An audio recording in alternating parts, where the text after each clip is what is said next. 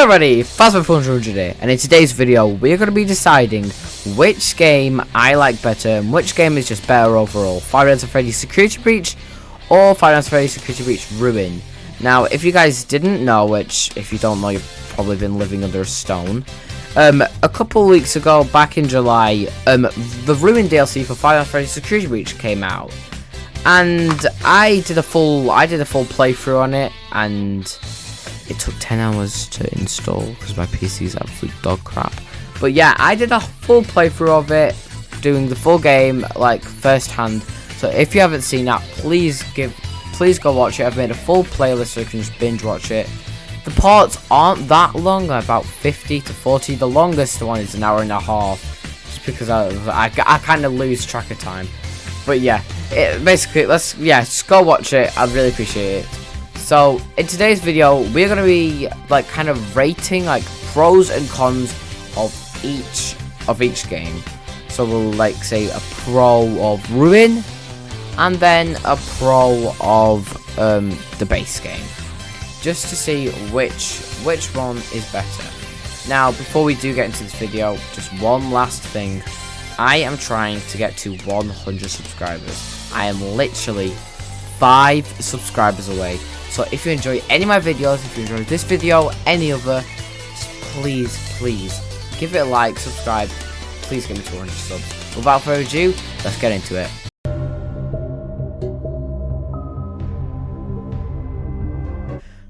Release date. Now, if you guys remember, way back in December 2021, Security Breach's release date was interesting, to say the least. The game was nowhere near complete. There was bugged, there was glitches everywhere. The game just did not work, and you couldn't actually run it. You couldn't actually run it at max settings, because if you did, it would just lag like hell. So the max setting wasn't actually what it was shown to be. On PS4, well, I had a PS5 back then before I got my PC, so I played Security Breach on PS5. It looked completely fine on PS5, but I saw clips of PS4. It looked horrendous. But yeah, obviously the game was not complete. It was bugged like hell, and it was not scary overall, to be honest, because all the lights were switched on, which really made no sense, because I think it would have been a lot scarier to have all the lights switched off and to be running around in a dark pizzaplex by ourselves. But the thing is about that, the aesthetic and the feel was just different. Like the neon lights, the Freddy and Gregory's friendship, the new animatronics, the lore that was being uncovered or found out. It just hit different. It was such a good time. And with Ruin, it wasn't really as like, I wouldn't say jolly, because it's a horror game, but it wasn't like taken as popular as the original base game was, because everyone knew about Security Breach, everyone loved the aesthetic, but Ruin just didn't really give off that type of like feel to it, because obviously it was a horror game, and they really focused on being scary this time, which I guess is good. So that will be 1 point to Ruin.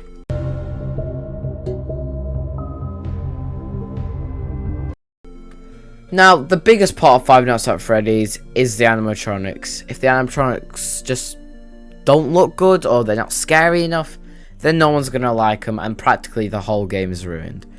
Now, Security Breach, the base game, Security Breach's animatronics were so good. The design, Monty's my favorite character in Five Nights at Freddy's. Every animatronic just looked so good. Glamrock Freddy had such a cool design. His eyes were a bit weird, but Monty had a cool design with his glasses and his big tail. Roxy had like a whole they all had personalities, and Roxy was like, I loved Roxy's personality, how she was just like self-centered popular girl, but in her room she's crying and she's struggling with whatever she's struggling with, and they just all had personalities. And what I'm focusing on is the designs. The designs were so good.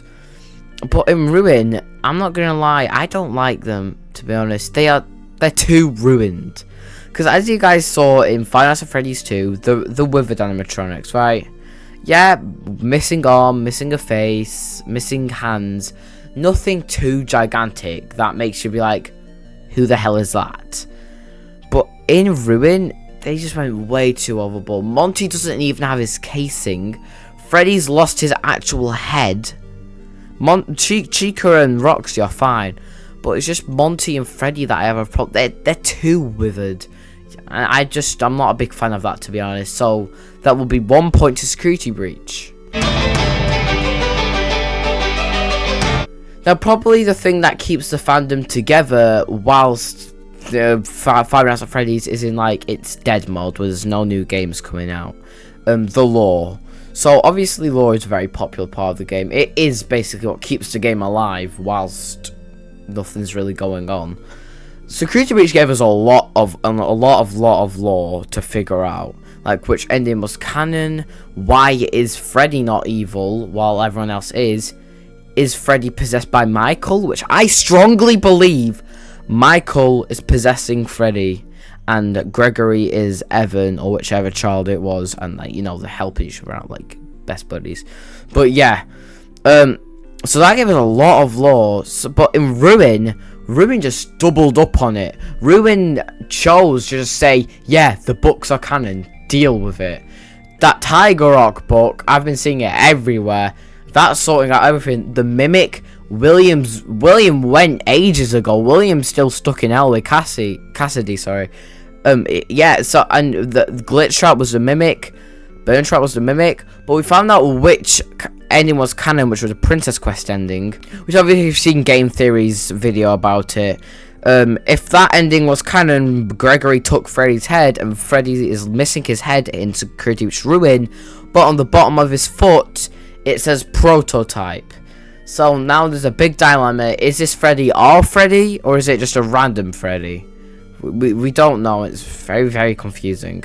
But yeah, a lot of lore has been added. Like, who's the Mimic? What does he want? Just yeah. Did Gregory like break the elevator at the end, or was that the Mimic?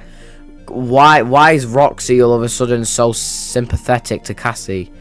And like the security nodes, who's that annoying blue rabbit guy that I have a very strong hate for?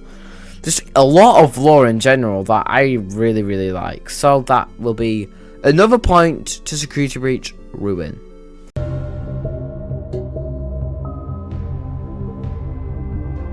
Now for one of probably my favourite part of this video, my genuine playthrough of it. Obviously you guys are seeing me playing Security Breach in the background, but I'm going to be talking about my first time I ever played Security Breach.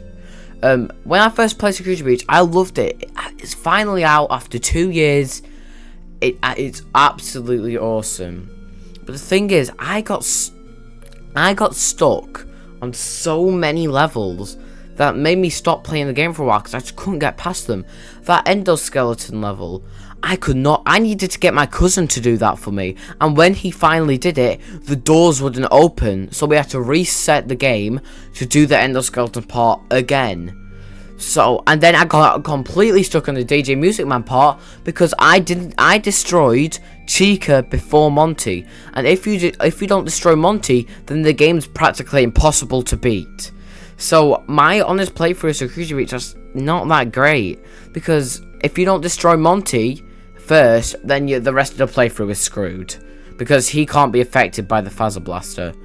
But in Ruin, I kind of had the same problem. As you guys saw, if you watched my other, I was restarting my game every time because I thought my game was glitching, because it was never clear on what it wanted me to do or what was meant to be happening. But I did eventually get through that and realize, alright, well, I meant to do that. Unlike Security, which I just got completely stuck. I'm like, I'm bored of this now.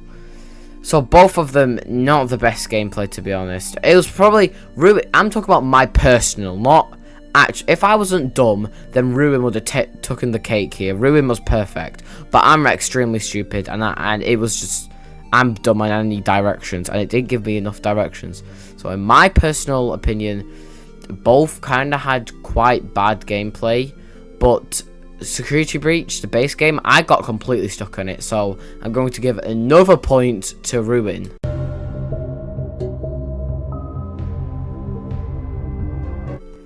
Now we're coming to the end of the video with fittingly endings. Which endings did I prefer the most? Now, I'm pretty sure, I'm saying this off the top of my head, off memory, pretty sure the base game had 6 and Ruin had 3. I'm pretty sure, I'm sorry if I'm wrong. But from the endings I've seen, Security Breach, the base game, just takes all of it. Like, it's just the Burn Trap. Burn Trap is one of my favourite characters because his design is so cool. Burn Trap, the Princess Quest ending, really cool lore added to it. The Vanessa and Vanny ending was extremely confusing and extremely stupid. But I can't even remember any of the others.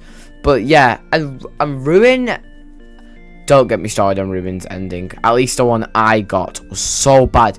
I fall down an elevator after all of that, just because Gregory or the Mimic says it's too dangerous or whatever. Ending Ruin absolutely sucked. So I'm going to have to give endings to the base game. And here we are at the end of the video.